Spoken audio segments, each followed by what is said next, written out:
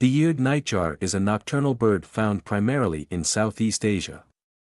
Known for its excellent camouflage, this bird blends seamlessly with its surroundings, often appearing as dead leaves or bark.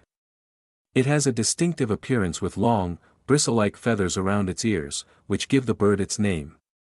The eared nightjar has a wide, gaping mouth that helps it catch insects mid-flight, its primary food source.